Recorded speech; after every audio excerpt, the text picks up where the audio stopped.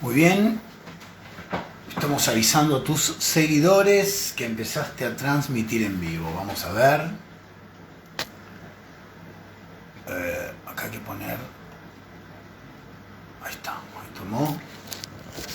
Centramos la cámara para que más o menos se pueda ver. Está ok, está ok, está ok. Muy bien, le van avisando. Mientras tanto, mientras le van avisando, tengo Nunca quisiera volver a casa, de Martín Villagarcía, que es un libro que me llegó hace unos días, compré por Mercado Libre, tengo muchas ganas de leerlo. Fue nuestro entrevistado hace 2 programas atrás. Dice: si caminar es una de las mejores maneras de conocer una ciudad, quizás tener sexo sea el mejor modo de conocer a sus habitantes. ¡Qué viaje! Esto dice la contratapa de este libro, que estoy por empezar a leer muy pronto. Mientras se va conectando gente, también les cuento que me puse a releer La sexualidad de los Playmobil, de Pablo Merev, edición de Textos Intrusos. Porque me invitó Pablo a prologar su próximo libro, que se va a llamar Dile a mi madre que no iré a cenar. Estoy leyéndolo. Y bueno, ya empecé a escribir algunas cositas como para acompañar eso. Y después quería contar que, ya que estamos, aprovechamos como esto queda grabado, que mi doble libro, El camino del té, hojas de viaje y páginas en el viento, tiene ya nuevas impresiones para quien tenga ganas de conseguirlo. Pueden consultar en Huellas en la Pluma, en el showroom, donde están todos los libros puestos para la venta. Y después todavía me falta organizar cómo hacer para todo el mecanismo de compra y de entrega, pero por lo menos ya están ahí. Cualquier cosa me pueden escribir. Buenas tardes, buenos días, buenas noches, bienvenidos a este ciclo random de entrevistas. No había hecho el saludo, pero bueno, mientras la gente se iba conectando, quería aprovechar para hacer esos avisitos. Y quería empezar de esta manera, leyendo de esta manera esto. Me gusta pensar que ser docentes es hacer lugar. Abrir la puerta y recibir. Habilitar la escucha y la palabra en un mundo donde por individualismo o por colectivismo no se le permite al sujeto emerger. Generar posibilidades en un sistema que prefija destinos. Tender la mesa y convidar saberes, preguntas, cuidando que nadie quede afuera. En la común unión con lo que cada uno trae, se nos multiplique hacia el ser más, diría Freire. Hilamos historias formando comunidad y tejemos memorias. ¿No son los contenidos las memorias de una cultura entre lo que se conserva y lo que se transforma? Acompañamos apenas un tramito de toda la trayectoria formativa en la vida de una persona. Tan pequeño como ese es nuestro trabajo, pero a la vez tan imprescindible porque animamos a seguir andando con vientos en contra y caminos hostiles. Él es originario de Chacabuco, provincia de Buenos Aires, vive en la ciudad de La Plata, también provincia de Buenos Aires. Sé que por ahí anduvo en algún momento viviendo por Chosmalal. Es un ávido lector, es muy buen escritor, es un recitador mágico, es militante de la memoria, así se describe, pedagogo, es docente y se describe con mucho texto, el leído y el escrito seguramente, porque es así. Así que vamos a invitar a esta 11ª entrevista de Huellas en la Pluma. Hoy conversaciones con August Sánchez Ventimiglia. Lo invitamos, lo busco por acá y le mando la invitación. A ver si lo encuentro.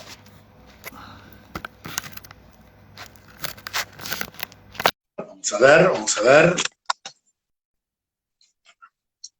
Si anda por acá. August, ¿estás conectando? Hola, ¿Cómo hola estás? Diego, Buenas hola a todos, noches. ¿cómo ¿Cómo va? andas? Muy bien, ¿Todo ¿vos? bien? Al final me mandaste esas copitas y me arrepentí, no me hice un té, me hice un gancia que tenía ahí, así que bueno. Yo tomé la. Saludos, Gastón. Yo tomé la posta de no beber cuando entrevisto.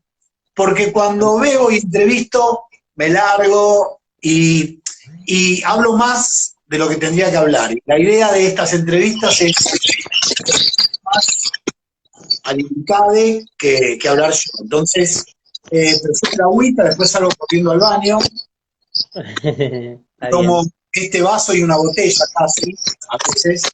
Así que, ¿vos tenés prendido el parlante o algo? Porque se escucha como un ruido Yo como te voy de. a preguntar lo mismo, no tengo Ah, nada, bueno. estoy desde el teléfono incluso. No, bueno, pero yo te escuchaba como un ruido. Yo también te escucho así, pero no sé si es, a ver, bancame que quiero ver, pruebo algo. A ver ahí. Ahí te escucho bien. ¿Mejor? No, igual se escucha ese ruidito. Sí, se escucha ese ruido. No sé por qué. Espera que tal vez haya alguna interferencia, ¿no? Voy a No, apagar. a veces, sí, a veces alguien pone parlantes o pone volumen No. muy alto. Bajo un poco el volumen por las dudas, pero no creo que Como interfiera que se porque siempre acopla. hago. Acá dicen como que se acopla, pero si vas a estar hablando mucho más vos, cuando hablas vos no se acopla. Ah, bueno, no, se acopla el tuyo. Sí, pero no sé por qué. No sé, puede ser, pero yo también bajé un poquito a ver qué onda, pero nada, hola. Ahora es igual, me parece. Pero bueno, ¿cómo Ahí. andás? Bien, bien.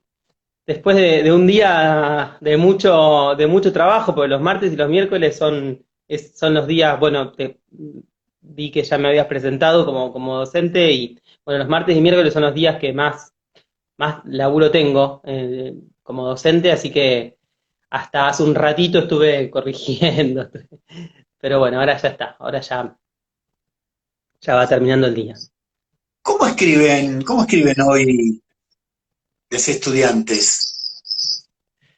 Mira qué buena pregunta. La verdad es que Viste que están atravesados por el celular, por YouTube, sí, las sí, redes. pero Entonces, tal vez a contrapelo de lo que la mayoría pueda llegar a pensar o a presuponer, hay un ejercicio de escritura bastante interesante, salvo contadas excepciones, ¿no? Pero bastante bien. Ahora estoy trabajando con estudiantes secundarios que terminan ya la escuela en sexto año, su último año, y también estoy trabajando con adultos que que están haciendo la terminalidad de la escuela secundaria en el plan fines.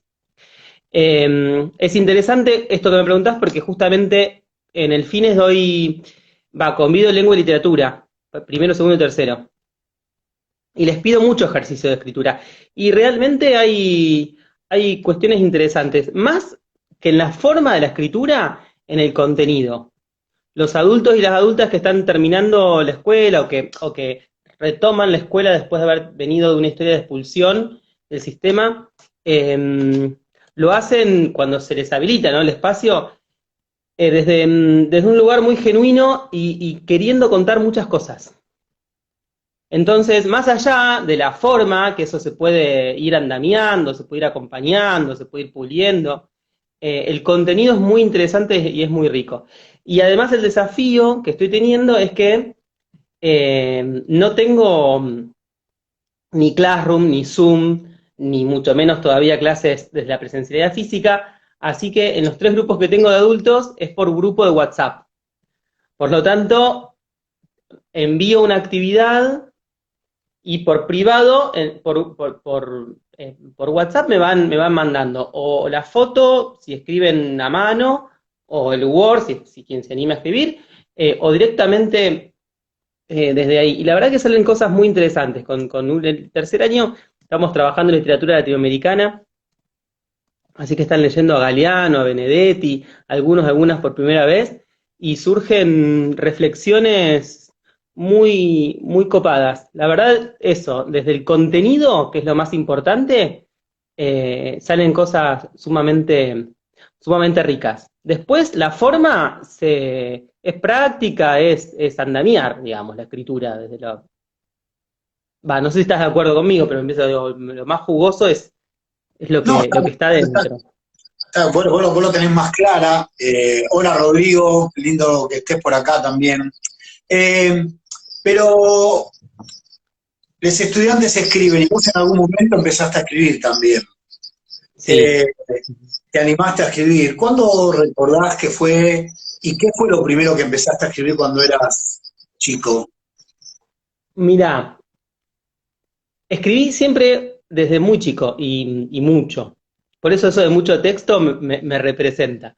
Desde muy chico porque mi mamá estaba estudiando en la facultad cuando yo nací y estudiaba letras y francés. Así que estaba estudiando, yo nazco, vivió con mi papá unos 6 meses y se separaron enseguida, por lo tanto, cuando yo cumplí un año ya volvimos a La Plata, yo soy de Chacabuco, y mi mamá continuó estudiando, así que crecí en un departamento, como los departamentos de estudiantes del interior, nada más que con un niño en el medio. Vivía con mi mamá, que estudiaba, mi tía, que estudiaba psicología, quien era en ese momento el novio de mi tía, que después fue mi tío, que estudiaba medicina, y después se sumó el que fue el papá de mis hermanos, que estudiaba educación física. Así que en mi casa de chico había mucho estímulo de texto. Entonces, y además de mucha militancia universitaria. Mi mamá siempre dice que lo primero que leí, así como de corrido, fue un sticker que decía paz, pan y trabajo, Saúl Ubaldini. ¿No? Porque también había recuerdo mi casa de la infancia, que era un departamento con muchas cosas pegadas ¿viste cómo son los departamentos de estudiantes? Mucho cartelito pegado en las puertas. Entonces había texto a mi alrededor todo el tiempo. Y yo no tenía compañeritos o amiguitos, amiguitas de mi edad. Entonces estaba mucho en ese círculo. Y lo que veía todo el tiempo era gente leyendo y gente escribiendo a mi alrededor. Eso por un lado, y siempre, y como mi nombre además es largo y tiene todas las letras, porque yo me llamo Augusto Alejandro Sánchez Ventimiglia, tengo B corta, Z, bueno, Todo lo que sea. entonces también con mi nombre ya tenían mucho, así que de muy chico. Eh, Tengo dos recuerdos así fuertes de escritura a muy temprana edad. Uno es que mi mamá iba a Capital una vez por semana y a talleres de escritura con Vicente Citolema. Eh, y entonces me traía como ejercicios y los hacía conmigo. Entonces por ahí me tiraba, yo era muy, muy chico y me acuerdo que me tiraba palabras random. Y con esas palabras yo tenía que armar o una historia o un poema, pero ya tendría 4 o 5 años. Y lo hacía, primero se lo dictaba, y eso lo escribí, después yo por ahí también me animaba a escribir algo de eso. Yo digo como que ahora, sabiendo didáctica, puedo decir que mi mamá andamió, en lo que se llama en didáctica el andamiaje del aprendizaje. Ese recuerdo tengo de muy chico. Y después, a mí me gustaba mucho dibujar. Entonces, desde muy chico también hacía historietas. Entonces el dibujo y la escritura, inventaba historias y les ponía diálogos, ¿viste? Como los globitos de diálogo, y estaba horas y horas encerrado dibujando y armando mis historias, y escribía mucho con eso, así, de esa manera. Después ya de adolescente siempre me convocaban en la escuela, ¿viste? Para escribir en los actos, las efemérides, las palabras alusivas. Siempre era el que escribía en la escuela secundaria para los actos, siempre. No sé, el día de Belgrano, bueno, y escribía. Me acuerdo que una vez, siempre una profesora se acuerda que una vez armé un texto con la frase "Ay, patria mía", que fue la última que dicen, cuenta la leyenda que él dijo antes de morir, y sobre eso hizo toda una reflexión política. Bueno, siempre le intentaba poner algo de eso. Y, y después, entonces, desde ahí empecé también en la adolescencia a escribir para una agrupación folclórica. Yo ahí en la adolescencia ya vivía en Chosmalal, al norte de Neuquén. Y ahí la mayoría de los pibes y las pibas adolescentes participan en alguna agrupación folclórica, bailan. Yo nunca me animé a bailar, pero sí colaboraba con una, escribiendo los textos entre cuadro y cuadro de baile. Ah, Entonces, la directora del cuadro, digamos, de la agrupación, Rosa, me acuerdo que siempre me decía, bueno, mira, van a bailar esta danza, me contaba la historia de qué no sé, trata sobre, yo por ahí escuchaba la canción, sobre el viento, sobre tal el pájaro, la leyenda del Cacuy, qué sé yo. Entonces, y con eso escribía algún textito que sirviera como puente entre cuadro y cuadro de baile. Y después para las peñas que organizaban también, que iba todo el pueblo, también escribía eso como no sé cómo se llama, separadores entre por ahí sí, sí, ponele que fueran separadores, sí. eso. Sobre cosas que por ahí me decían, bueno, si tenía, no sé, me acuerdo Pero que se hizo una muy grande en memoria de una mujer del pueblo que era la que cosía históricamente los trajes de las agrupaciones folclóricas. Y ella había muerto, entonces yo no la conocí, pero esa peña se hizo en memoria de ella.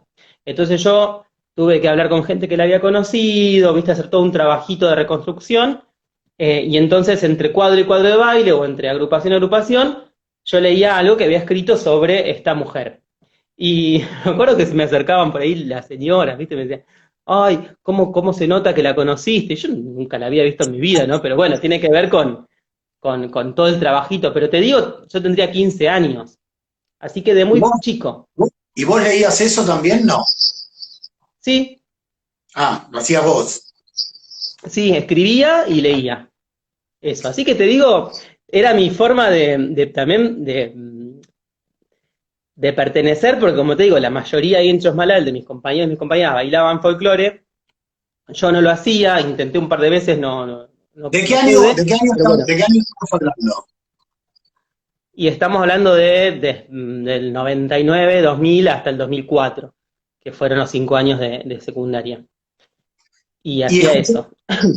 y las redes no eran como son ahora, quizás, No, no no sé si estaría existían. Fotolog, no, por ahí estaba Fotolog casi No, en el antes, 2004, previo al no Fotolog. estoy seguro, claro. O sea que Mail. no tenías posibilidad de canalizarlo a través de las redes.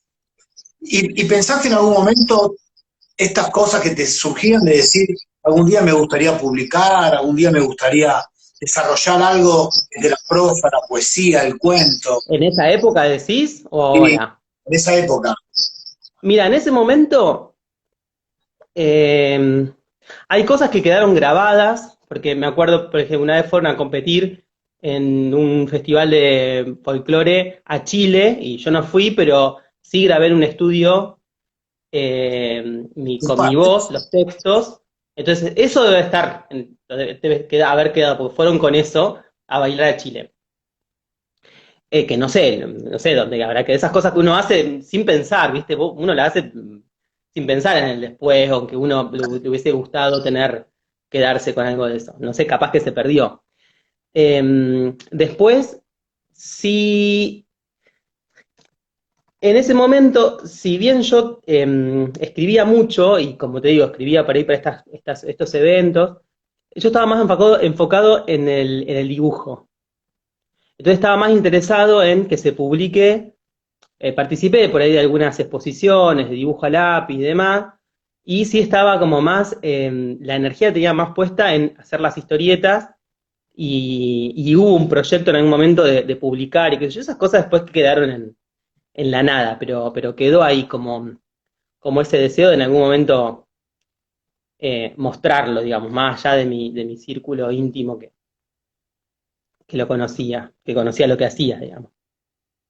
Y eso te inspiraba para seguir desarrollando tu escritura, independientemente de que no se publicara nada, digo. O sea, eh, Siempre. si no estaba la parte folclórica y todo este proyecto, ¿escribías para qué? Bueno, eso, escribía mucho. Siempre las actividades escolares fueron mi gran canal en lengua y ¿Escribías literatura. para, escribías para vos? Y escribía, sí, escribía cosas, pero ¿sabes qué me pasaba? Que cuando escribía para mí, en ese momento, no, nunca, no quedaba conforme. Siempre me gustaba mucho escribir para otro, para que otra persona le llegue. Pero no, Entonces no cuando, escribías, no escribías desde la depresión, desde el amor, de estar enamorado de alguien.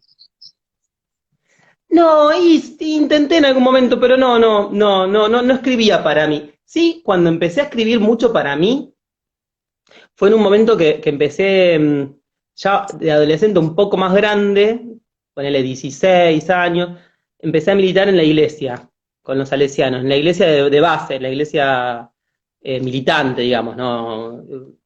Que íbamos a los barrios y qué sé yo. Y sí tenía ahí, empecé a desarrollar como una dimensión muy espiritual. Me empecé a conectar mucho con la espiritualidad.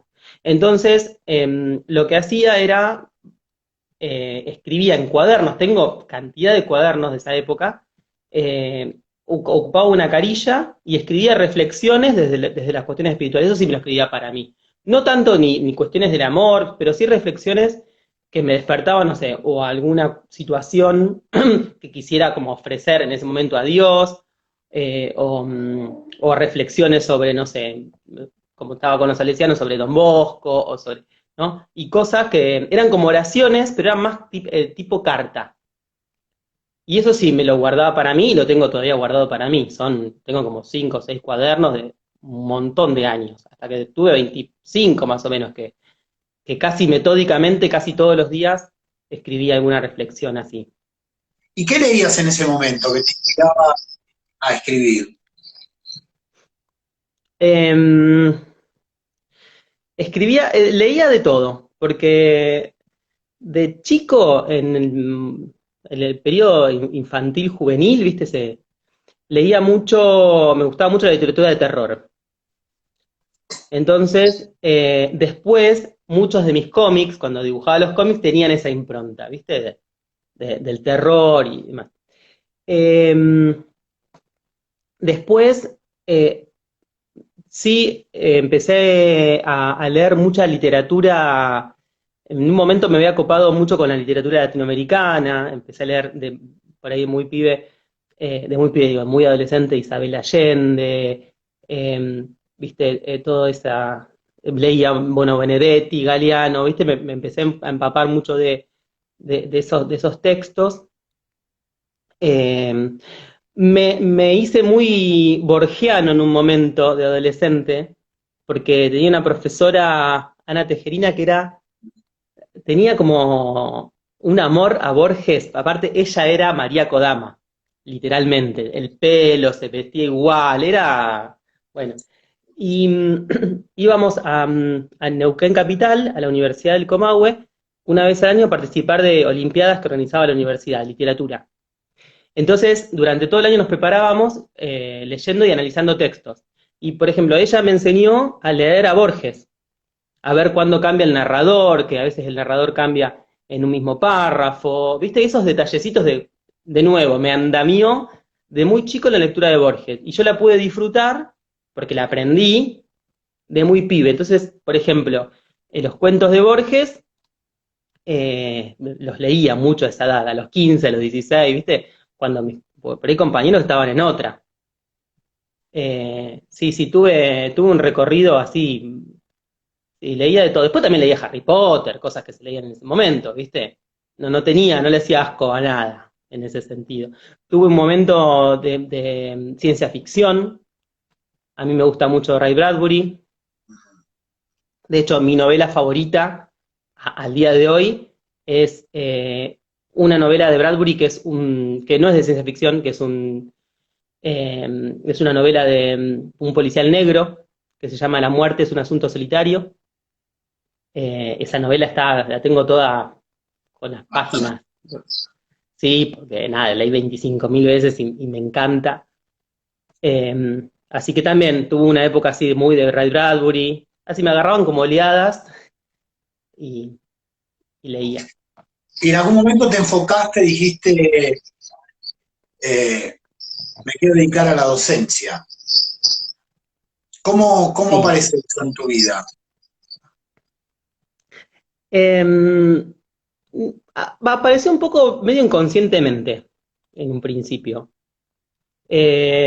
Como te digo, yo estaba, en realidad al principio estaba muy enfocado en lo artístico, en el dibujo sobre todo. Entonces no era algo la docencia que la pensara como posibilidad, como horizonte. Sí estaba ahí, pero siempre, sobre todo cuando empecé a militar fuertemente en la iglesia, estaba con los salesianos y con las hijas de María Auxiliadora que tienen una propuesta pedagógica, el sistema preventivo de Don Bosco.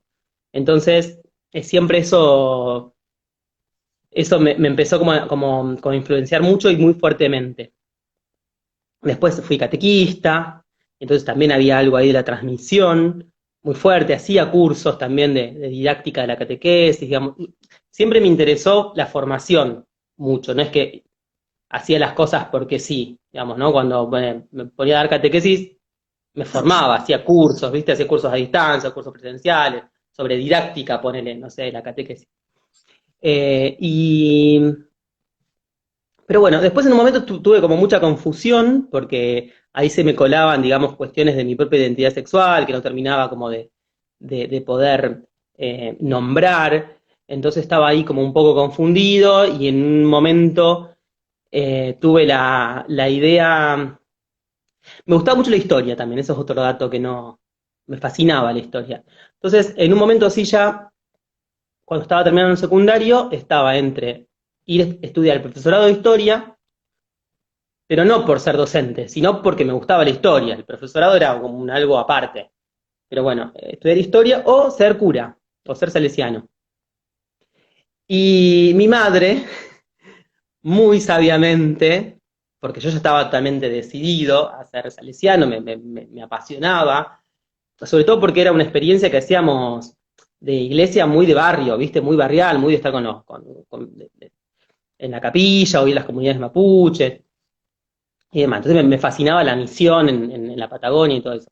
Entonces le dije a mi mamá, cuando se lo planteé, me dijo, mira, tomate un año, anda a estudiar historia, y en ese año discerní si querés o no. Y si no, al año siguiente te vas a hacer. Entonces fue muy buena decisión, porque ese año que me tomé y me fui a estudiar profesor de historia, ahí eh, descubrí dos cosas. Una, que me gustaba mucho más la docencia que la historia en sí, cuando empecé a tener las materias pedagógicas y didácticas, le ponía mucha pasión a eso. Eso fue algo que descubrí ese año.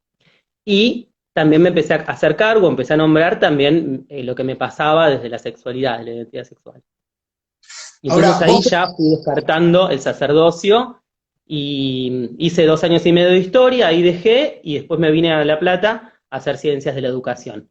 Y eh, ahí ya me fascinó, sobre todo pedagogía, tuve una docente, Julia Silver, que me marcó fuertemente de todas las ciencias de educación en la pedagogía, digamos, de los saberes sobre la educación fuertemente en pedagogía. Y bueno, y ahí me empecé como a encauzar por ese camino. ¿y ahora crees que la cuestión religiosa que te atravesaba en ese momento era como algo que impedía que pudieras visibilizarte en tu orientación sexual? Mira, De nuevo, la Viendo- experiencia que yo tuve viéndolo, de iglesia, viéndolo en sí, sí. retrospectiva, digo, ¿no? Sí, en perspectiva, sí.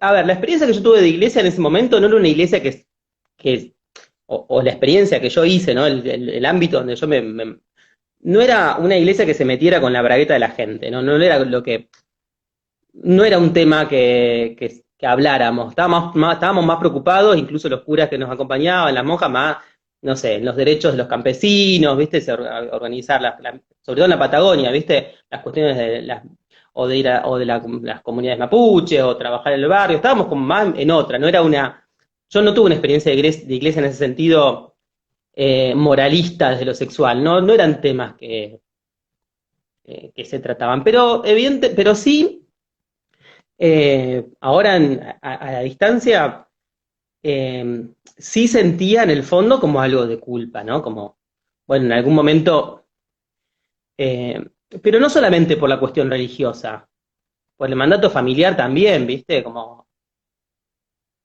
eh, digo, yo siempre digo, ¿no? Que crecí como en un ambiente familiar, no de la familia grande, sino en el término de la familia chica, mi mamá y demás, muy progresista desde lo político, pero en términos de cuestiones que tenían que ver con la diversidad sexual, bueno, ahí se complicaba un poco más, ¿viste? El chiste, el comentario, ¿no? Si bien mi vieja tenía amigos putos, qué sé yo, pero viste que, bueno, era también un poco la época, ¿no? Uno lo puede ver en perspectiva, pero bueno, escuchando todo eso a mi alrededor, yo sentía que algo no estaba bien en mí. Pero digo, no tanto por lo religioso, sino en general por el contexto, Ujú. la escuela misma, mis compañeros, digamos, el hostigamiento escolar por no ser, yo siempre digo, mis compañeros me dijeron puto antes de que yo mismo supiera, supiera si lo era o no, porque ni siquiera sabía si me gustaban los chicos o no, pero como no me gustaba el fútbol, como era amanerado, como, bueno, no sé, me gustaba bailar y no me gustaba hacer deporte, bueno, entonces Sí, el estigma, era el puto. el ¿Viste? Te famoso estigma. nombraron antes de que uno mismo, ¿cómo? El famoso estigma. Claro, te bautiza la sociedad primero, antes que uno sepa, porque, qué sé yo, también tuve en algún momento, me gustó alguna chica de la escuela, viste que hay un momento donde uno está creciendo. Pero bueno, ¿viste? Ya te nombra la sociedad previamente o el contexto antes que uno se pueda nombrar. Sí, fíjate que lo no binario irrumpió de una manera ahora en la actualidad que desencajó un montón de gente, ¿viste?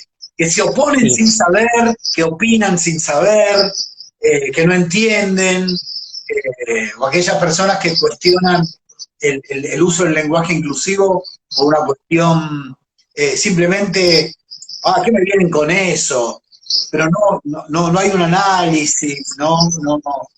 Pero bueno, yo creo que esto viene a marcar un cambio y mm, está, para mí es genial. August, empezaste a estudiar, querías ser profesor, querías ser docente, y en algún momento, no sé cuándo, contame, te atraviesa los derechos humanos, te atraviesa la militancia de la memoria, eh, eso se encuentra en tus redes todo el tiempo.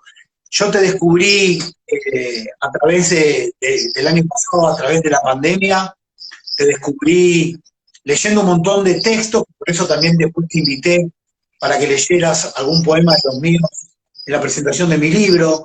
Eh, Muchos textos que nos atraviesan eh, desde los derechos humanos, pero desde la militancia, desde recuperar la memoria, citas y lees a un montón de grandes escritoras y escritores.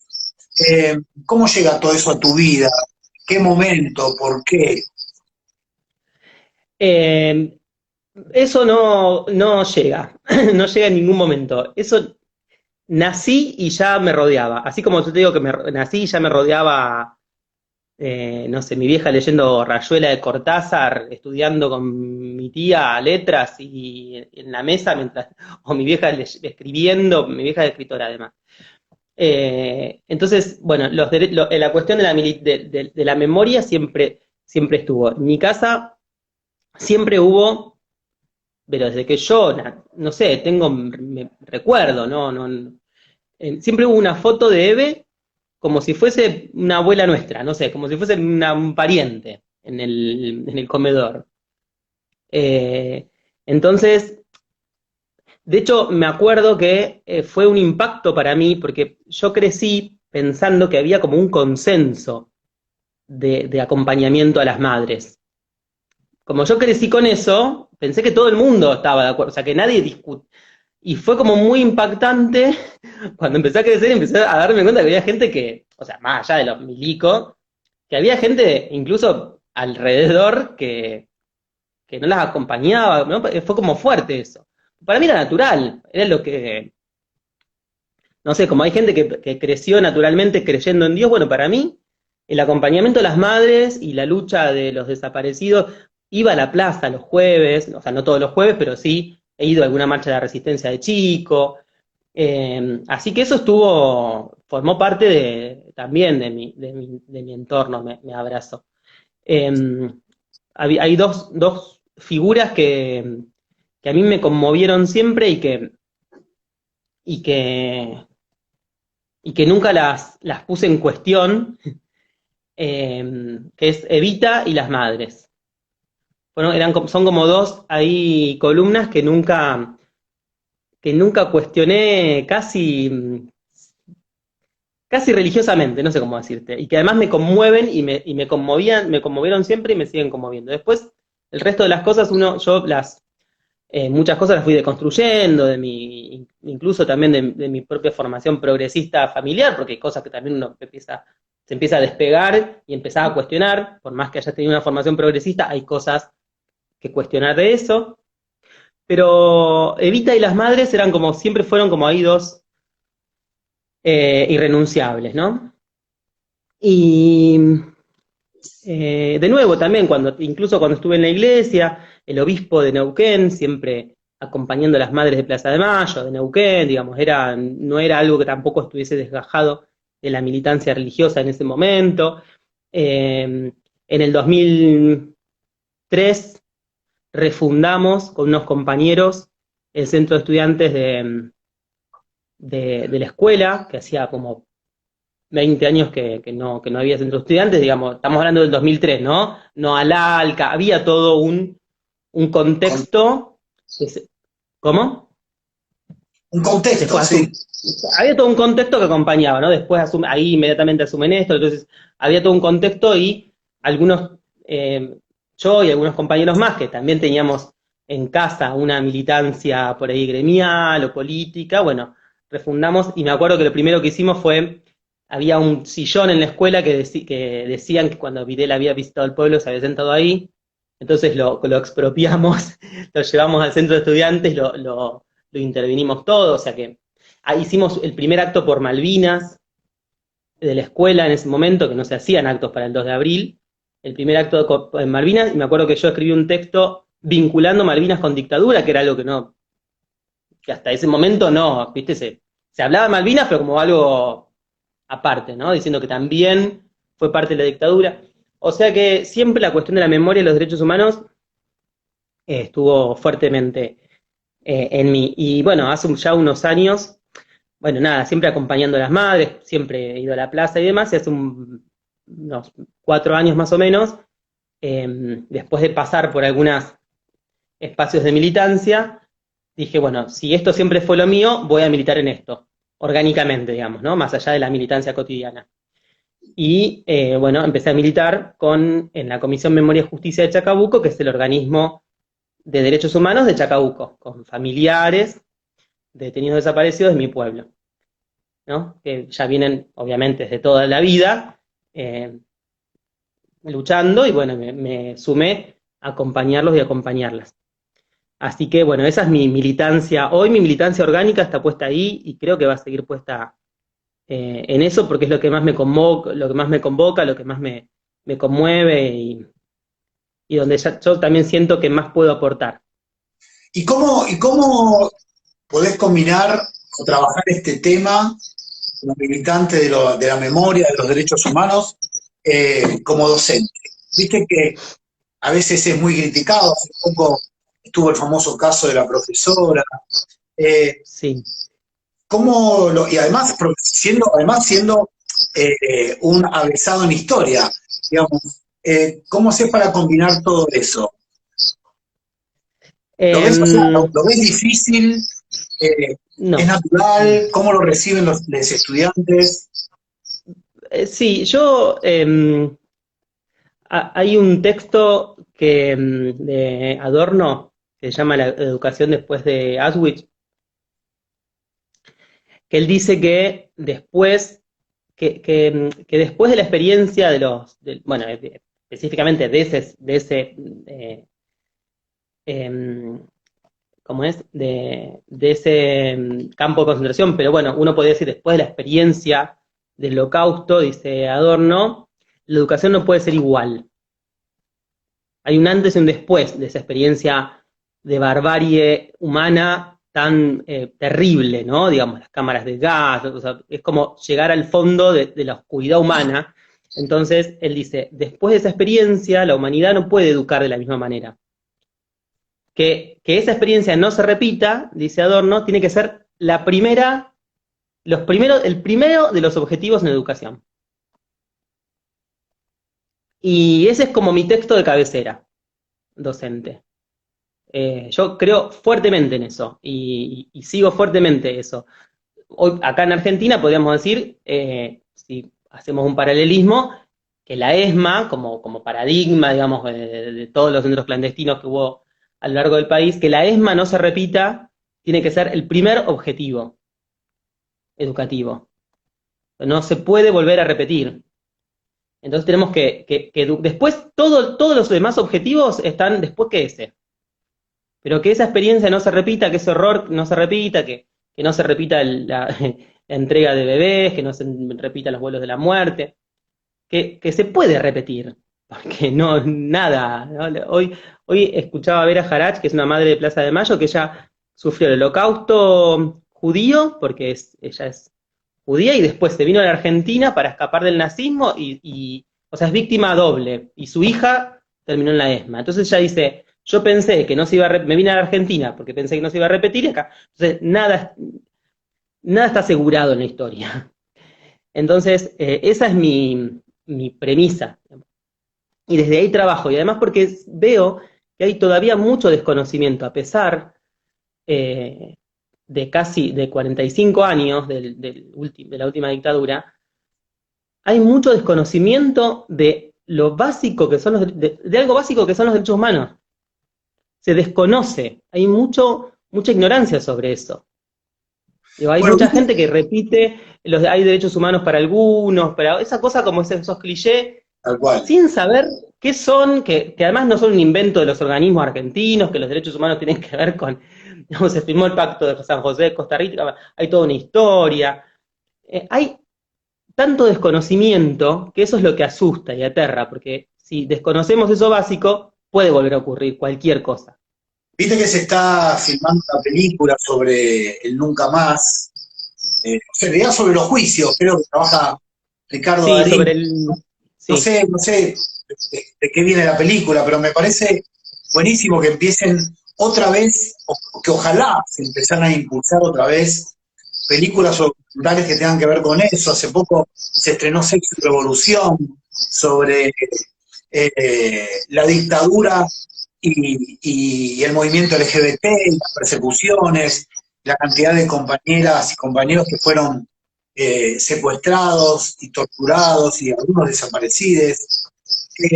Pensaba que en Alemania hace unos años, ya bastantes, se estrenaron dos películas, capaz que las viste seguramente, La Caída y La Ola, y se hicieron esas dos películas, por lo que había leído en su momento, porque se hizo una encuesta en Alemania y los adolescentes no tenían en claro qué había sido el nazismo. Entonces, estaban asustados por el comienzo, el resurgimiento de los no nazis.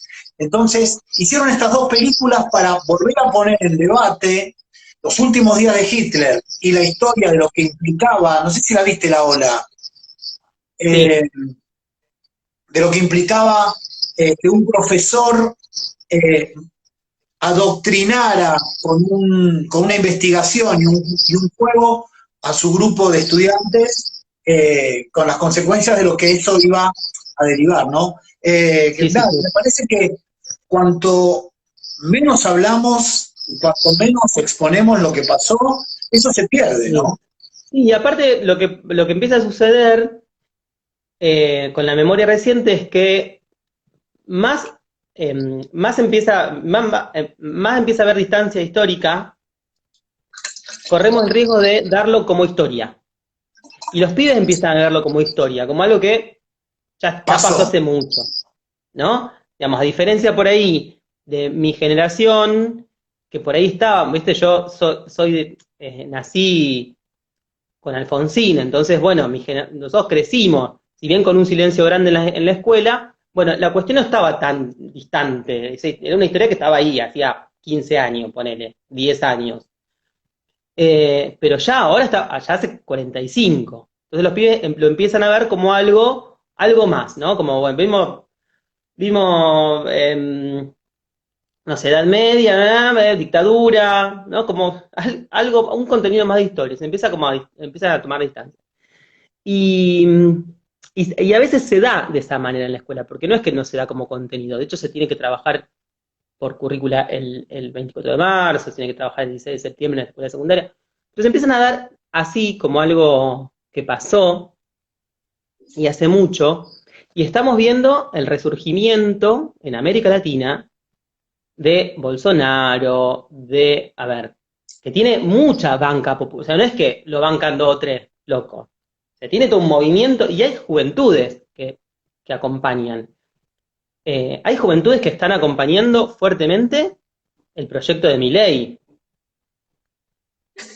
Yo el otro día escuché en el patio de la escuela, alumnos míos, alumnas mías, eh, hablar así entre ellos y no, porque los zurdos tienen miedo de los zurdos. Entonces después, en el aula les digo, bueno, a ver, ¿quiénes van a votar? La mayoría, bueno, está muy bien, yo banco fuerte el voto joven, votenle a los proyectos políticos que más sientan que los identifica. Genial. Pero guarda con ciertos discursos de odio, o sea, alertar estas cosas. Porque decir que los zurdos tienen miedo, bueno, lo decían los milicos. Entonces, digo, guarda con ciertas expresiones que las relativizan, que les parece que jaja es un chiste, pero bueno, hay expresiones, ¿no? Les intentaba transmitir esto, que en nuestra historia tienen un peso y una carga fuerte, y que todavía hay heridas, no solamente porque la justicia no está totalmente, se siguen los juicios, pero sino porque todavía hay 300 personas que desconocen el origen de su identidad, que no encontrar, todavía hay madres y abuelas que están vivas, todavía, y todavía esto que vos decías, por ejemplo, hoy, recién, de la memoria con la diversidad sexual y de género.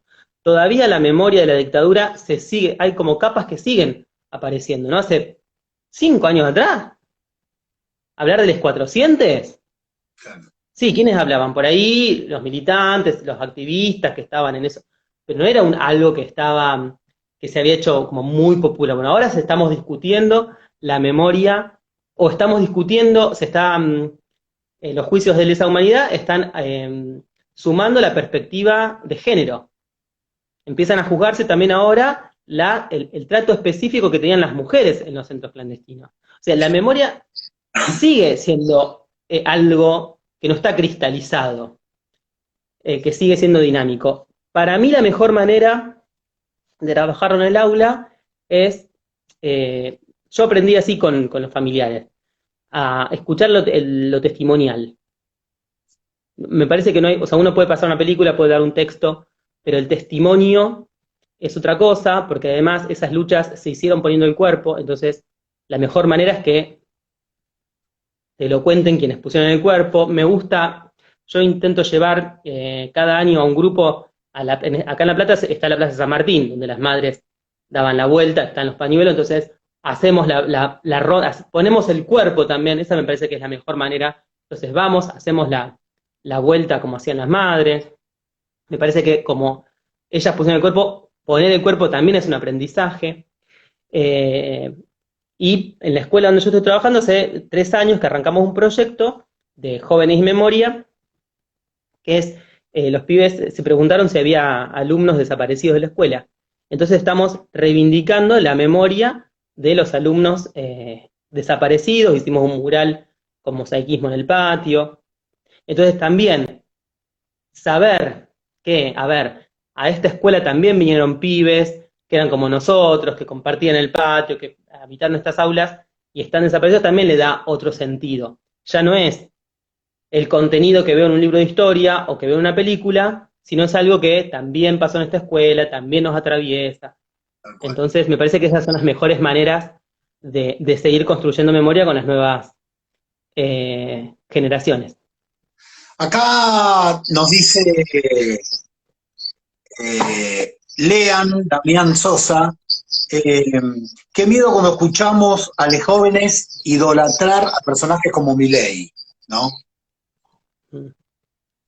Sí, Pero sí, bueno, es fuerte. creo que también hay mucha cosa que está banalizada, creo que también hay mucha repetición en los medios. El otro día estábamos con un amigo mirando un programa de televisión, un programa, no, un noticiero, en un bar, o sea, estaba puesta la tele. Nosotros vimos los titulares eran tremendos, eh, le pegaban puntualmente a un sector, estoy hablando de TN, así que imagínate a qué sector le Sí, pegaban, sí, sí, sí. pero conversamos con mi amigo con Walter y decíamos, porque él me decía, esto es tremendo, le digo, sí, lo tremendo es que vos estás tomando un café y ves el titular, y eso te entró, y ya está. Después más tarde estás mirando en otro lugar, el mismo canal, en otro noticiero, y otra vez en Zócalo, y eso te entró, Sí. y eso te queda durante todo el día dando vueltas. Y no es que decís, bueno, investigamos a estos y después vamos a hablar de los otros. No, es eso. Y todo está focalizado en un lugar. Entonces, Sí, sí. yo a veces cuando hablo con muchos o con muchas jóvenes, te hablan de esta cosa que es repetitiva de algo que se repite en los lugares. Ujú. No hay una toma de conciencia. No, no, y tampoco hay una cuestión, digo, cuando yo ahí en secundaria doy proyecto de investigación en ciencias sociales, entonces me permite en las clases poner algunos ejemplos de las ciencias sociales, de la economía, de la historia. Entonces, habiendo escuchado eso en el patio, lo de los zurdos y el ¿cómo es? Anarcoliberalismo que le dicen, entonces en un momento pongo un ejemplo y digo, bueno, por ejemplo, como, no sé de qué estaba hablando, digo, por ejemplo, la teoría del derrame, la teoría económica del derrame. ¿Saben qué es? No. Muchos de los que le van a votar a mi ley, ¿no? Entonces, bueno, explicamos la teoría del derrame, ahora estamos trabajando teorías críticas y no críticas, como para que vean darwinismo social, pero todas esas cosas eh, eso, como vos decís, ¿no? Compran el eslogan y este tipo estos personajes que se muestran como disruptivos en la forma, ¿no? Porque está despeinado, porque va contra todo. Eh, Pero que no descarta, pero que se no descarta. desconoce el fondo, se desconoce el proyecto económico, político, la idea de sociedad que se tiene, bueno, y ahí tenemos que entrar la escuela, no para adoctrinar, yo no estoy de acuerdo con, a ver, cada docente tiene un posicionamiento. Yo no estuve muy de acuerdo con el video de esta docente, que la entiendo, que se enojó mucho, pero ahí el error de ella era hablar, cuando los chicos daban el argumento, hablaba por encima y en un momento le dice, ¿y vos sabés qué es? No sé qué. No, y entonces, ¿qué hablas? ¿No? Mostrarle que el pibe es ignorante del tema. Bueno, eso no es una intervención pedagógica. En todo caso, la intervención es, bueno, te escucho. Yo creo que también tenemos que dejarnos interpelar por los pibes. Si los pibes y las pibas están abonando mucho a estos discursos, bueno, ¿qué nos están queriendo decir también? Digo, no, no con esto estoy justificando nada, pero a veces eh, no escuchamos o no leemos más que escuchar, hablando de nuevo, pensando en la lectura y en la escritura, como hablábamos hoy al principio, a mí me parece que los docentes y las docentes, sobre todo en secundaria, donde ahí empiezan a emerger eh, las subjetividades, porque se están construyendo y porque ahí aparece mucho la cuestión identitaria. A mí me llama mucho la atención que detrás, en mi escuela van con uniforme. Sin embargo, se las ingenian cada uno y cada una en expresar su identidad, más allá del uniforme. O en el pin que llevan en la mochila, o en el pañuelo verde atado, o en el mechón violeta, aparecen los pibes. A mí me parece que nuestro rol como docentes en secundaria, sobre todo, es aprender, más que bajarles línea, aprender a leerlos. No estamos muy alfabetizados los docentes, las docentes en la lectura de la subjetividad, en la lectura de los sujetos. Aprender a leer. Aprender a leer también es esto. ¿Qué nos están queriendo decir o contra qué se están intentando revelar cuando abonan estos discursos de odio? Hay algo ahí también que tenemos que ejercitar la lectura de estos pibes y de estas pibas. Algo están expresando.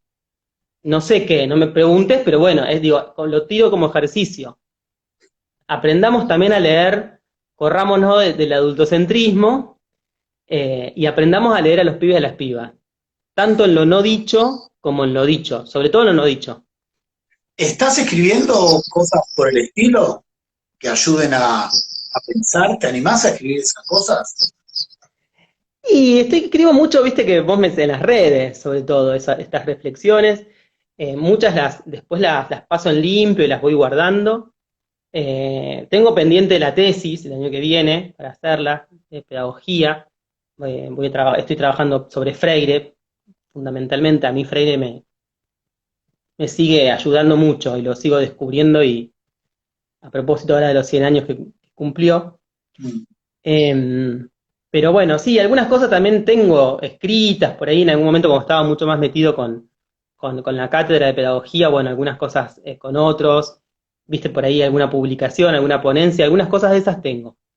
Pero sí, son todos proyectos que quedan en el tintero. En algún momento había pensado no, en hacer un blog, o en hacer un canal de YouTube, viste, por ahí para poder. Pero bueno, nada, cosas que quedan dando vueltas, después la cotidianidad te va comiendo. Y se Claro. pasa el año y dice, ay, esto que lo tenía como proyecto lo dejé guardado, pero en algún momento tal vez algo de esto salga.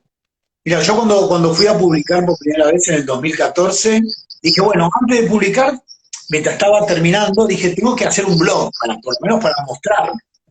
Y cuando me puse a hacer el blog, yo pensé que dije, bueno, en 3 días lo resuelvo. Me llevó un mes al blog, pensarlo, ahora ya lo tengo y lo voy formulando y ya sé hacer un montón de cosas, pero en ese momento recibí, obviamente, apoyo, porque no hubiera podido hacerlo solo. Y Viste que después sentís es como que a fácil. nadie le va a interesar, como que quién. No, no, yo creo que, sí, por ahí después no sé si lo ve alguien, pero Claro. sirve como memoria, ¿no? Yo casi todo lo subo, todo lo que puedo lo subo y queda ahí como memoria. Nada, es que te tomes un mes en algún momento que tengas tranquilidad y vacaciones y lo intentes. Y después va a ser más fácil, porque después lo que escribís, lo que armás, lo subís. Chau, no es mucha Claro. vuelta, pero está bueno que siempre lo que hablamos con los invitados es que esto no quede guardado en un cajón o en una computadora, ¿no?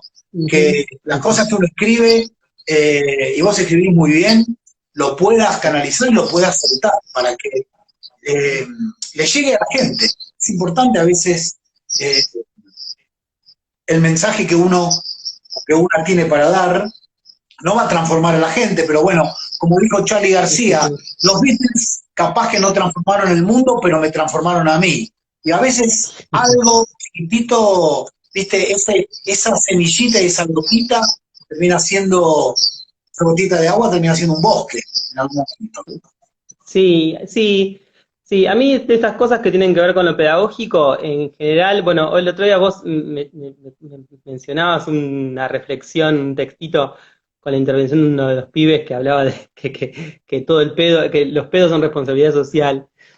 Y esas cosas, a mí, la lectura y la escucha de los pibes también me forma muchísimo, me interpela mucho.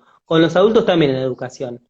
Y muchas cosas son simplemente eso, son como, es la reflexión, creo que todos los docentes, todas las docentes deberíamos, obviamente que, bueno, si tuviésemos las condiciones laborales eh, que propicien esto, ¿no? Pero deberíamos tener un ejercicio siempre, un momento, después de volver de la escuela o en algún momento de la semana, como para reflexionar cosas que salen en el aula, que salen del contenido, ¿no? Y que a veces, y que en general son las más ricas, y son las que más nos forman. Me parece que los docentes y las docentes nos nutrimos mucho de los libros, de mucha gente que escribe sobre, y nos tenemos que nutrir mucho más de nuestros compañeros y compañeras y sobre todo de nuestros estudiantes.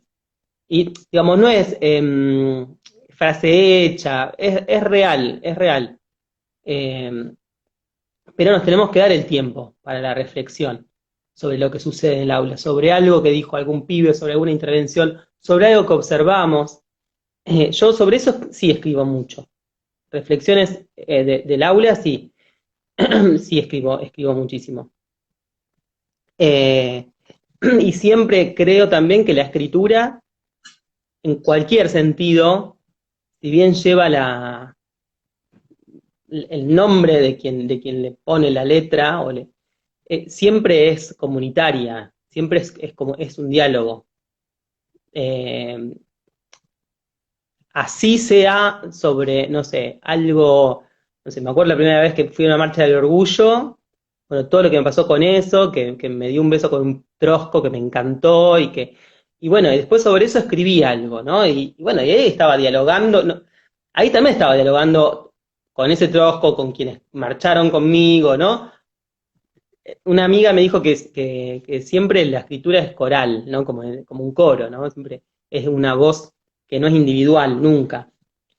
Y la escritura pedagógica es lo mismo, siempre estamos dialogando con los pibes, con nuestros compañeros, con nuestras compañeras, eh, o estamos dialogando con algún autor que nos flayó y ¿no? Como en este caso Freire, entonces traigo a Freire, dialogo con Freire y dialogo con los pibes y de eso hago algo nuevo. En un momento yo estaba muy fuertemente metido con la escritura académica y empecé a darme cuenta que no podía escribir sin citar textual a otro. Que siempre lo que yo ponía tenía que estar sostenido por la cita de autoridad. Alguien que supuestamente sabe más porque está legitimado por la academia, entonces, así son las reglas de la escritura académica, ¿no? Lo que vos escribís lo tenés que sostener con un autor. Si no, por más que esté buenísimo lo que estoy diciendo, Tal cual. salvo que ya seas Bourdieu, Duce, que ya sea alguien que produce teoría, pero si sos alguien, un pichi, bueno. Entonces me había dado cuenta que ya había adquirido ese vicio y que era tan fuerte, y me llevó mucho tiempo, cuando lo hice consciente, despegarme de eso. Pero no porque deje el autor. No, tomo el autor para dialogar con él, pero sobre eso también tiene que ser un diálogo. Entonces, estoy en esa ahora también, de dialogar con todos aquellos que uno lee, sea autores académicos o no, eh, o en la militancia de la memoria, no sé, algo que dijo alguna madre que me hizo sentido, pero bueno, cómo lo resignifico, cómo lo reflexiono y cómo también produzco algo nuevo con eso. Esto del ser más, no repetir. Tal persona dijo esto y está buenísimo. Tal persona dijo esto y desde ahí se me ocurrió esto otro, ¿no? Me parece que pensar la escritura como diálogo todo el tiempo y como construcción de algo más, me parece que esa es la clave, o al menos así la estoy redescubriendo. Acá también dicen, gritando no generás pensamiento crítico en los pibes. Eh, aprovechando esto que me dijiste recién del diálogo con el autor, con la autora, te pregunto una pregunta que hago habitualmente. ¿Con qué autor o autora te hubiera gustado y qué te hubiera gustado? así tenerla tete a tete No, ¿con, con quién? y charlar. Te hubiera gustado 3 puntos suspensivos y qué te hubiera gustado? Completa la frase. ¿Y qué te hubiera gustado? Hoy, no sé, no, nunca lo. A ver, dame un cachito para pensarlo. Eh, no sé, yo, bueno, mira, mira, justo lo tengo acá. Estoy hace ya un tiempo que descubrí a Daniel Favero, que es un poeta platense, detenido desaparecido, eh, y bueno, el tío de Meli, de una amiga mía, muy amiga. Y el flaco era pibe, tenía 20, pero escribió unas poesías geniales y lo tengo como, es el autor que hace ya un tiempo largo que lo tengo como de cabecera, que lo tengo en la mesita de luz o y siempre descubro algo y siempre algo me conmueve o me interpela. Eh, con Daniel Favero me hubiese gustado, sí, tomarme un vino o unos mates y, y conversar largo y tendido, sí, porque es el que ahora más hace un tiempo más me está conmoviendo. Y además de Fabro, ¿qué estás leyendo? Ahora estoy con Favero, después estoy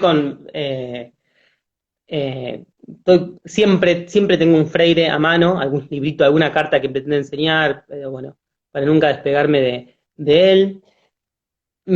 Hace un tiempo largo, unos meses, estoy leyendo la biografía de Menem que hizo Gabriela Cerruti. Me gusta mucho la biografía. Así que estoy con eso. Y después yo tengo la biblioteca atrás del escritorio. Y tengo de Mira, todo.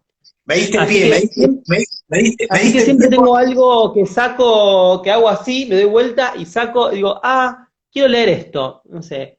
En un momento estaba leyendo mucho a Marlene Guaya. Lo que pasa que también me pasa eso con muchos autores que me agarra así como el fanatismo. Si ahí mi novio me está viendo, porque veo que está, y siempre se ríe porque me agarran como los fanatismos, que me agarro con algo y lo exprimo. Entonces, después me termina como empalagando. Mm.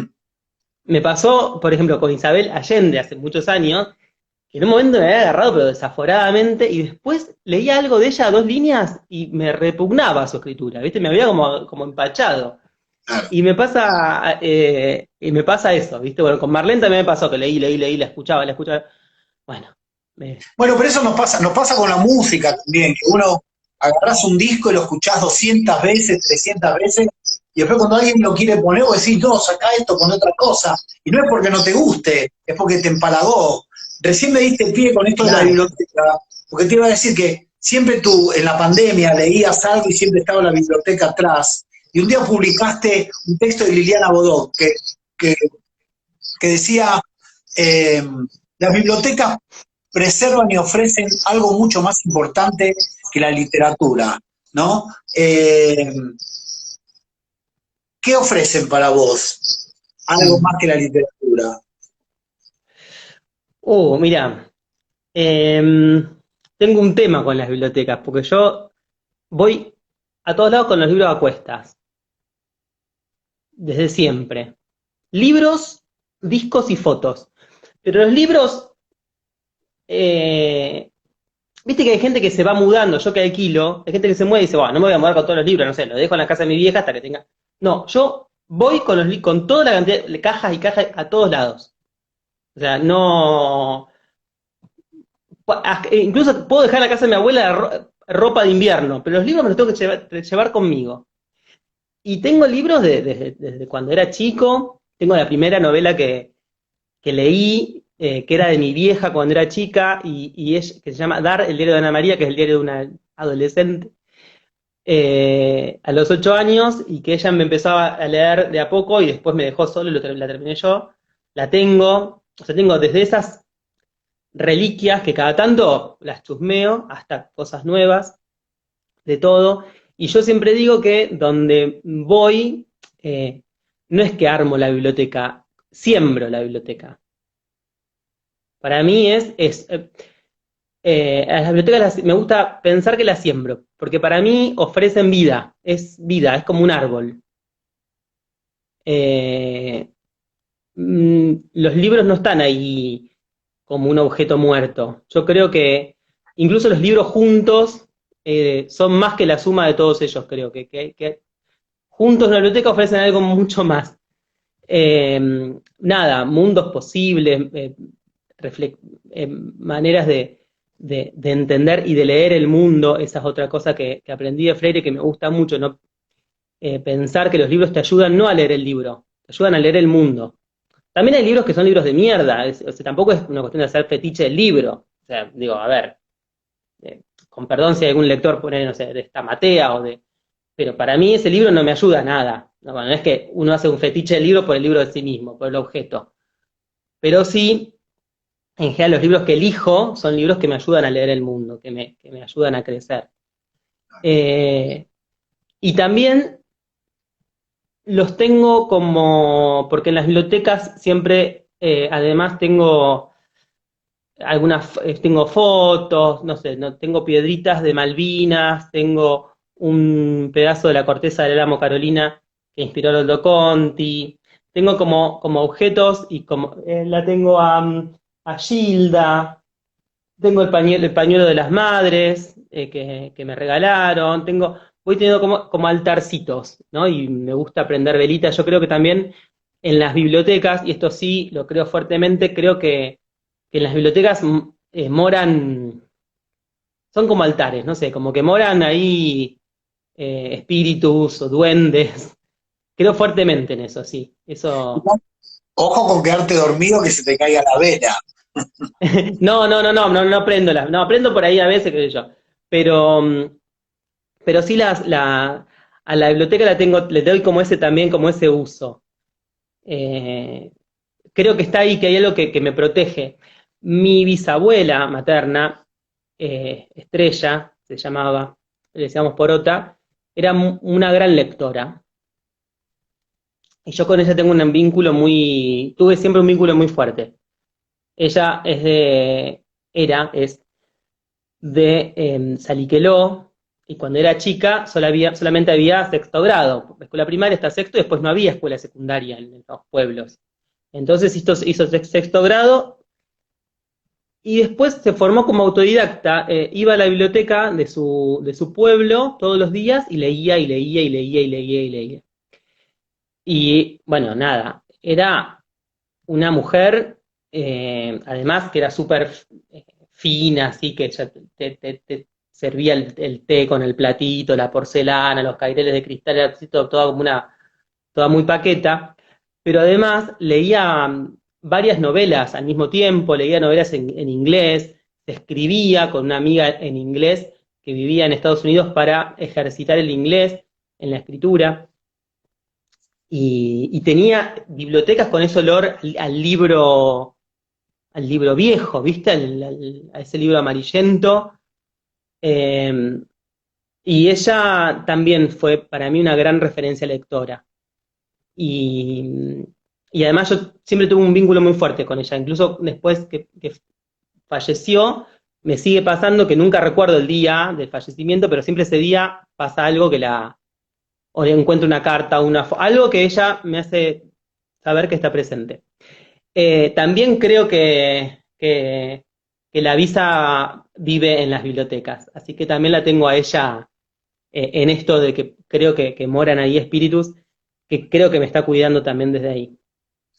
Para ir cerrando, Agus, estás haciendo radio los martes también. Sí. Contame. Em, sí, es una experiencia nueva, pero está buena, martes por medio.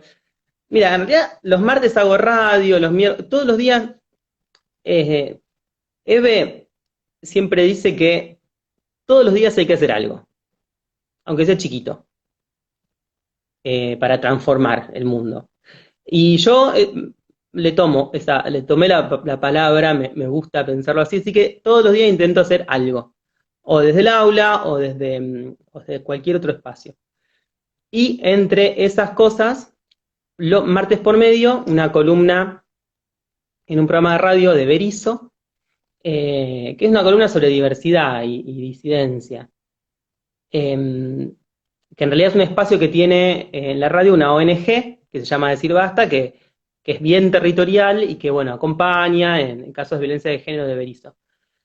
Que yo me acerqué a ese espacio cuando trabajaba en desarrollo social, en la mesa de género, y bueno, ahí pegué onda con la gente de la ONG, atravesé una situación de violencia en ese momento con una expareja, que tuve que hacer una denuncia y no tenía... me asesoraron de la universidad y me dijeron, pero esto que está atravesando también se llama violencia de género. Yo pensaba que violencia de género solamente era de mujeres violentadas por hombres, pero no que en una relación entre dos chabones también podía haber violencia de género. Entonces, bueno, fui a hacer la denuncia, medio como que se me burlaron, ¿viste? Entonces, a raíz de esa experiencia, bueno, me convocaron ahí en la ONG para tener un espacio de diversidad. Y la verdad es que yo, durante mucho tiempo, si bien he tenido parejas largas y cuando me empecé a hacer cargo de mi sexualidad, la he vivido plenamente, pero siempre la pensé como una cuestión del plano individual, ¿viste? Esto de a mí no me representan, qué van a hacer en la marcha, por qué esa necesidad de vestir, ¿viste? Todas esas cosas que uno dice, o que al menos yo decía, eh, cuando me sucede esto empiezo a tomar conciencia de que, bueno, que había otras que había algo que nos atravesaba, que más allá de la identidad individual y que era que era una desigualdad que tenía que ver con una estructura, con un sistema violento. Entonces, bueno, nada, voy aprendiendo también. No me considero un activista, pero sí alguien que durante mucho tiempo estuvo en esa de mi sexualidad es cosa mía, yo, mi pareja para adentro y listo, y empezar a entender la sexualidad también, o la identidad sexual y la identidad de género como identidades políticas, y que hay una historia, y que hay un colectivo o una comunidad que lucha, y que todo eso que voy descubriendo y que voy aprendiendo, bueno, un poco en las columnas de los martes, intento no quedármelo para mí, sino también convidarlo, ¿viste? Pasarlo y seguir construyéndolo. No es más Sí, ni menos que eso, ¿no? No es es un un canal. activismo, no es que yo me la sé toda y que, bueno, voy a contar lo que sé. No, voy aprendiendo de esto y voy descubriendo cosas y en ese espacio es eso, lo pongo sobre la mesa también para que otros Tejiendo se redes, porque no conecten. dijimos el nombre del programa, no dijiste el nombre del programa. Tejiendo redes, sí. Sí, En eso Cadena es un Radial canal. Nova. Es un canal muy lindo para informar y además para acercarle a la gente un montón de estas cuestiones que a veces vos decís. Hay un montón de personas que se visibilizan y creen que todo tiene que ser para adentro y cuidado, y uno, una vez que se visibilizó, tiene que tratar de vivir de la manera más feliz su sexualidad, ¿no? Ujú. Sí, sí. Sí, por eso surge esto de las entrevistas, la vez pasada que tuvimos el honor de entrevistarte a vos, que nos contaste también sobre tus propios activismos, sobre tu historia, sobre Jauregui. Bueno, esas cosas están, me parece que a mí me hubiesen gustado saberlas de antes, ¿no? También porque era una época, no quería cerrar sin decir algo que no dije, pero así como la memoria de la dictadura y la cuestión de derechos humanos me parece fundamentales en la educación, también por la propia historia, me parece que los docentes que somos maricas o que somos tortas o que somos trabas, también tenemos, o sea, no podemos dejarnos, yo voy con la pulserita a la escuela, no podemos dejarnos en la puerta de la escuela el traje de mi identidad, acá soy profe y después cuando salgo de la escuela me pongo de nuevo y me voy. Creo que tenemos que marcar una diferencia en ese sentido, ¿no? cuando escuchaba, en un tiempo que escuchaba mucho a Marlene y que leía mucho a Marlene, ella dijo una vez algo muy interesante que tenía que ver con la escuela y que ella decía algo así como, bueno, una niña o un niño afro, bueno, tal vez en la escuela no se hable de la cultura afro, pero después vuelve a la casa y tiene su familia afro que la abraza y le transmite su cultura, y qué sé yo. Una niña judío o judía, tal vez vaya a una escuela pública y bueno, no se hable, pero después va a la casa y tiene una familia judía que le transmite las tradiciones, que no, le abrazan su judeidad. Ahora, un niño marica va a la escuela, de la escuela no se habla de eso, llega a la casa, la familia de ellos Tampoco. tampoco. Entonces, claro, me parece que también es responsabilidad nuestra. El subcomandante Marcos hablaba de un mundo donde quepan muchos mundos, que todos los pasos lo caminen. Yo creo que tenemos que construir una escuela donde quepan muchos mundos y que todos los pasos la caminen.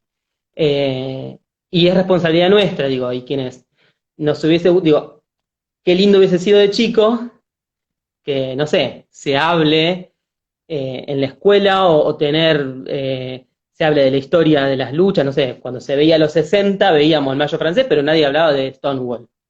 Claro. Entonces yo nunca supe, hasta que tuve 30 y pico de años, que en ese contexto también había maricas que habían luchado por el orgullo y demás. Entonces me parece que también es responsabilidad nuestra, los docentes y las docentes, que llevamos el orgullo afuera de la escuela, también llevarlo adentro y poner sobre la mesa también esos saberes. Entonces, nada, eso también a colación un poco de lo que hablábamos hoy de la educación. Me parece que esos son no solamente el contenido, como contenido a enseñar, sino algo más, como, bueno, visibilizar y construir, nada, algo sencillito parece, que es un mundo más justo, ¿no? Bueno. Sin violencia. Agus, te agradezco infinitamente que te hayas prestado y te hayas sumado y nos hayas compartido tu experiencia, recontra enriquecedora y que además llama a la reflexión, llama a seguir pensando que a pesar de todo podemos seguir construyendo un mundo más igualitario, ¿no? Tal cual, sí. Y seguimos Así en que te esa. agradezco, espero en algún otro momento volver a repetir para hablar de muchas más cosas que van a quedar en el tintero. Podríamos seguir, porque ahora Instagram te da 4 horas para un vivo, pero la gente se empieza a ir. Sí, está bien. Viste que hoy nadie lee, nadie ve más de 3 minutos algo, pero bueno, a mí me gusta que esto pueda quedar grabado y que en algún momento hagamos una segunda parte para seguir profundizando en más cosas que van a seguir enriqueciendo, por lo menos a mí me pone muy feliz este pedacito donde puedo entrevistar a un montón de gente que tiene tanto para dar y para compartir. Te agradezco infinitamente que te hayas prendido a estas huellas en la pluma. Gracias a vos por la invitación. Nos Hasta la vemos. próxima. Bueno, ha sido, a ver, no sé si vos sabés salir. Eh, sí, se fue, ya está, qué rápido que lo hizo. Nico Matías dice otra hermosa entrevista, gracias, yo te agradezco por haber estado, agradezco a quienes se hayan sumado, a quienes vayan a ver este vivo, ya sea por el YouTube, por el Facebook o por el IGTV, que queda grabado acá. Me quedo con una frase de August que dice, siembro la biblioteca porque ofrece vida. Él siembra la biblioteca que tiene ahí atrás y nos invita también a cultivar nuestras bibliotecas donde hay tanta vida para leer, para investigar, para apropiarse y para enriquecerse en este camino de las huellas que están en las plumas. Gracias por haberse sumado, por haber estado. Nos encontramos la próxima vez, que va a ser la semana que viene, con un músico que nos va a contar cómo es componer, cómo es escribir y cómo es llevar la pluma desde la composición y la autoría de letras y de música. Germán Díaz, un gran amigo que se va a estar prendiendo en la próxima Huella en la Pluma. Gracias por haber estado, me despido, nos vemos Buena semana para todos. Y a ver cómo salgo, porque nunca sé cómo salir de acá. A ver, si es por acá, creo que sí, no. Ahí está.